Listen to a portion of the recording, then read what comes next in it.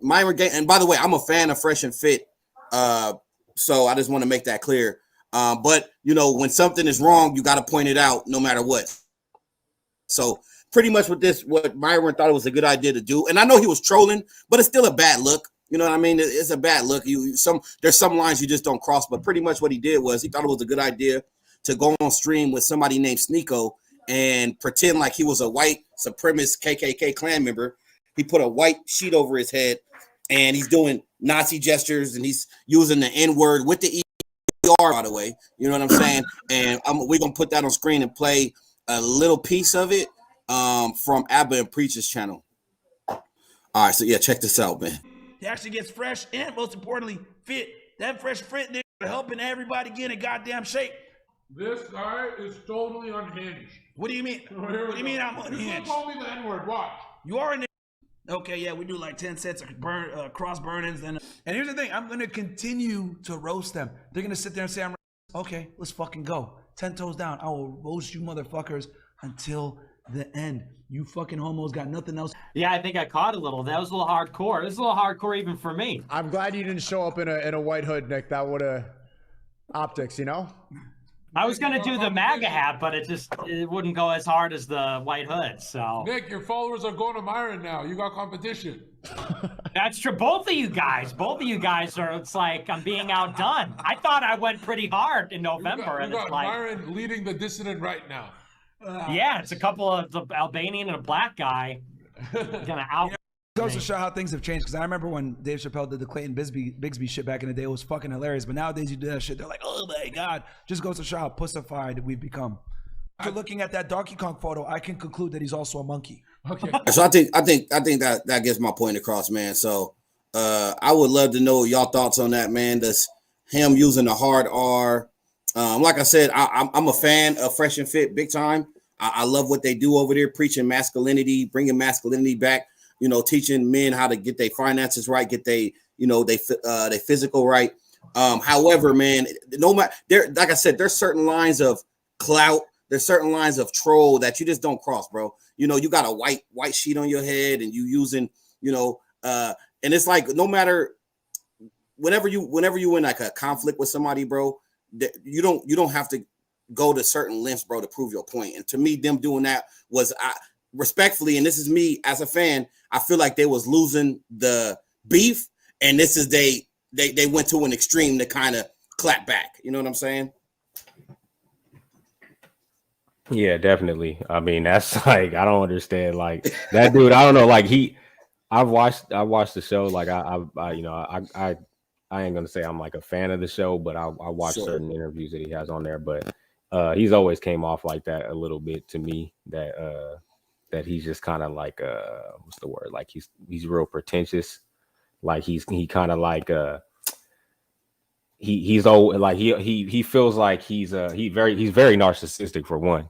But I do agree. I'm not gonna lie. I do agree with a lot of his points though. He makes some good points on there, some valid points. Mm-hmm. But I don't know. It's like, sometimes it's like there's just some people that they may have the right intentions or have the right things to say. They just don't know how to say it or how to put it out. Right. I think he's one of those people.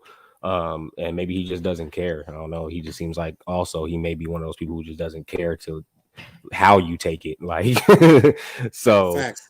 I think, which can be a good and a bad thing, I think, in some cases. And in his case right now, I think, especially doing that, I think is a bad case. And I think he should definitely, he overdid the trolling. He definitely owes somebody an apology for that.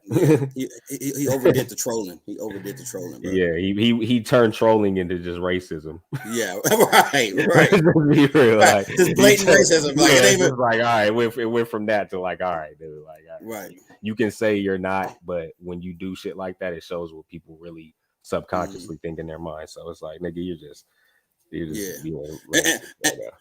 look, and this is coming from somebody who's I'm not just a casual, bro. Like I love Fresh and Fit. I love the message. And I'm always I'm gonna give credit where credit is due, whether I like you or not. And I'm gonna also discredit you, whether I like you or not. And that right there was not it, bro. That's not it, man. You know what I'm saying? You took it too far. At the end of the day, at the end of the day, you know, you preach certain morals and certain values, and then you go and do something like that, which is like super destructive, bro. And you got a massive platform and people see that shit. So I don't know, man. I just thought it was very distasteful. Oh yeah, definitely. You got something to say on that, Shep, before we move on? Yes, sir. Well, first of all, yeah, I'm gonna give them severe discredit for that, especially mine. This is the issue I have. I mean, there's a lot of things going on here. Where do I start? The one issue is what I wanted to point out is this: none of those dudes is FBA. None of those dudes is ADO. Did you know that? Wait, say that one more time. So you know the term ADOS, American descendants of slaves, right? So right. Myron is not one. He's from Sudan. He's Sudanese. Oh, I see what you mean. Yeah. The fresh guy, he's from Barbados, and then Albert Preach, the dark skinned one, he's from Haiti, and then the other one, he's from like Ethiopia. And so this is the danger of allowing even other groups of so-called black people to speak on issues pertaining to ADO people, because they're not connected to the struggle, right? We're talking about generations of trauma that has been passed on from generations. So they're not even qualified to speak on those things because it doesn't affect them like that. So I thought that was very insensitive, right? Especially considering the reason why Fresh and Fit gained such a fan base was because of Kevin Samuels in the first place, an ADOS man, right? Because he was speaking on things, right? Kevin Samuels, that brothers wanted to get out in the public, right? And so Fresh and Fit used the fan base that Kevin Samuels had. He used the wave that Kevin Samuels had to boost their page. And from their own, they got big enough to where they was independent of Kevin Samuels. Then they start throwing shots at Kevin Samuels, and that's when I start particularly losing respect for them, because they wasn't giving credit where credit was due that Kevin Samuels gave them their start. But I just want to say this. I never knew that, dude, because from what I see, respectfully, I usually see them praise Kevin Samuels. Do they have segments where they like they kind of talk about him and shit? They praising him now that he's passed away, but while he was alive, there was basically made it seem like Kevin Samuels had nothing to do with their success. And they were throwing little jabs at Kevin Samuels. And so them and Kevin Samuels were on bad terms. Now that Kevin Samuels is gone, now they want to give him his roses now that he's gone. And so that was like why I got turned off Fresh and Fit, because they wasn't giving Kevin Samuels the credit that he needed. Because I would have never known about Fresh and Fit if it wasn't for Kevin Samuels going on that platform, right, and talking about how he went viral with the average best video.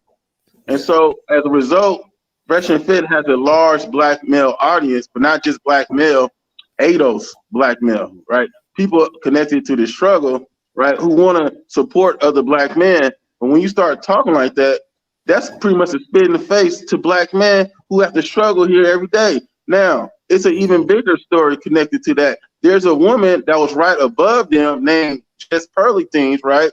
Where, once again, she was using Kevin Samuels' talking points to win over a lot of black men in their struggle against, I guess, the sisters or something, or just American women in general. And it turns out she's over here doing videos with Nick Fuentes, or however you say his name, the guy that was on the left, right, who's white supremacist. And one of the things she said was that we need Karens, because Karens keep the area safe. Not knowing all the trouble, the heartache, right, and even death that Karens have caused black people, especially black men, right? And her thoughts on reparations and stuff like that. Like, who is she to speak on these things, right? But she is doing a show with a white supremacist, bro, right? Yeah. When she has a large fan base of black men, right? And so Just Pearly has been exposed. Now you got the brothers Fresh and Fit, right, doing a segment with Nick Fuentes and Just Pearly Things, right? like a white supremacist and maybe one who's adjacent to that. Are you kidding me, man? I lost a whole bunch of respect for Fresh and Fit. And what I noticed about this with black people, I notice a lot of times, like once they get successful, the first thing they want to do is start kicking black people while they're on the ground. They want to start pummeling black people. Now, I'll pummel black people, all right, but I'm a pummel white supremacists too. If you look at my channel, I'm going toe to toe with everybody, right? I'm coming at everybody. I'm not running away from white folks, man. I'm gonna call them out for their stuff too. And somebody like Fresh and Fit, they are scared to call out white supremacy, right? For the injustice, right? For the years of just oppressive behaviors they have committed against so-called black people because they don't want to lose their money. They don't want to lose their sponsors, man. They some punks, man. They some cowards. They some suckers. They're gonna speak on the things that's going on with us, and they're not even connected to that struggle. But they want to benefit off the dollars, right, off the views that was coming off the back of an ADOS man. Man, I have no respect for them, man. They have reached a new low, man. They suckers, man. That's all I gotta say. And then I will say, I will add that a lot of times these red pill creators, because the whole concept of red pill is supposed to be like freedom of speech and like acceptance of the people who are banned or shadowed are that are disdained from society. The whole message is to give those people a platform, like your Donald Trumps, your Nick Fuentes, your people who are that are a bad representation. The whole ideology is to accept those type of people, and that the reason they're banned is because of politics and other unfair explanations. But I think that they always overcorrect. You know what I mean? You don't have to have Nick Fuentes on your platform to show that you're for freedom of speech. You don't have to do KKK skits with a white hood on to show that you for freedom of speech. Like, you don't always have to overcorrect. And I feel like, and like I said, as a fan of the red pill movement, I'm gonna call it out. Just like if they fuck up, they fuck up. But as a fan of the red pill movement, I do feel like there's always an overcorrection of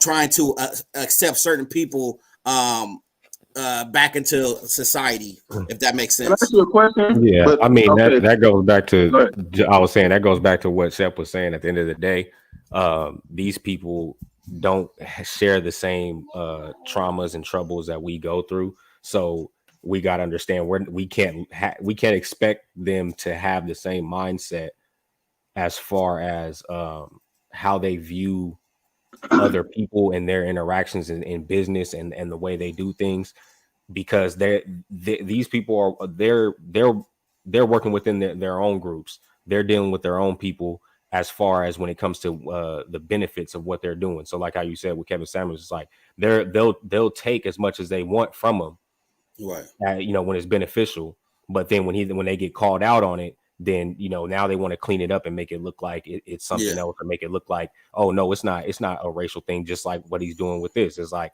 he can say, oh, it's just trolling, I'm just doing this, and at the same time they don't have the same mindset that we have to look at it and be like, dude, this is obviously like, if I were to do this, if this was vice versa, and I were to get on here and I were to troll and I were to I'm not going to name anything in particular, but if I were to do these stereotypical things to try to describe you or to quote unquote troll you, we wouldn't get away with that. We never do. So as far as us as black people, we don't get away with that, trolling other people based off of their race and shit like that. As far as being able to clean it up later and say, oh, well, I did this, or I like the stereotypical shit. I got a black friend, or I went to school with a black guy, and I grew up around black people, to try to make that an excuse. We don't get that luxury of having those type of excuses. Anything that we say negative about other people or other nationalities is taken as racism. Facts.